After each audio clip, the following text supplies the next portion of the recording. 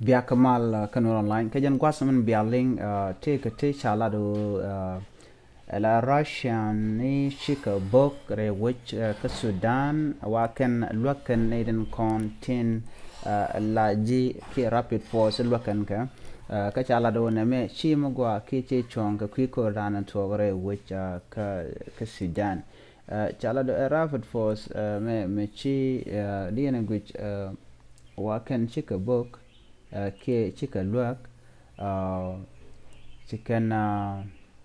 chicken ne content tin boske emiti wa chicken luak ka chika bok ka ware tiang na mo akel mishalat en wajen jena ka Russia chukula ware wacha ka Sudan منو شيك get involved كي شيك كان غورو بكن بك لوك كي بك وكور كور دانا cha tugre wacha ka Sudan lerme chalat ko gojo shi chuong an madana le rode ki men dong de kanure kur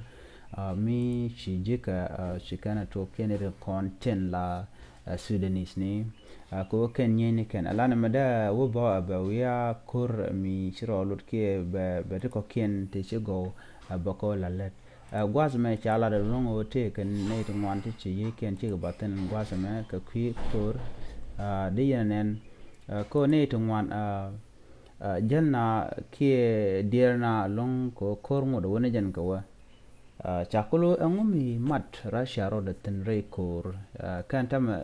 re which ka point den Sudan an kon nana cham go point be ni jan ko telekon ngumi de kula lat chala do re university ka ke re waje danan chalgo to gona ten re Sudan che tene to ngwan to sha ne ke ti sha ne ngwa samo muluno to chi chiang che jia men din jana wa Russia ngo boga je ajan lar ajan nandanan gor ke ki ngu mi jaga ko to be bo ke be roda matendre ko mo dong mi sha kore chala do ne me dong te ke ti sha joga ke to bia ke la let ki bia bai moch ke dor ngene re ko la te ne te mo ba ye support ko irun bi bia ko mo ke dor mi che kor che tok na mate ten ni chang gona dia cha ko lo gente kor ke Ukraine ngona ngamo re kor dung Sudan na mo akela mgena mgoro dong dio je le du mon ko kwiden tama jen le rana chala do shirashan chabok ke che luak kerenial alo che ne kon chala RSF ni che luak ne kon nyin ke Sudanese army ke ne kon la tin bot ke kwarian chala alpha ke kwar la president nandanen la ko la kwar nem ko ne tin nyin president kana vice president ke president kana deputy da ke president ke kwar nam kana kwar wada jan go dana talk rikten ko wajan cha shalai waya power struggle muluno nyene kan ko angam de weda ja control ka chala do an korean me kor muluno gor kano de civilian ke ne lanna kan de rojare which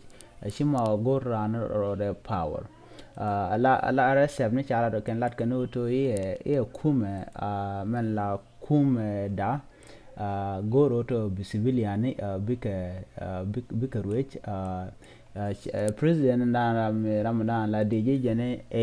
chana gor tele civilian te big nyere which tele civilian te burwe re which ka Sudan na mo cha gwaja mo cha jenong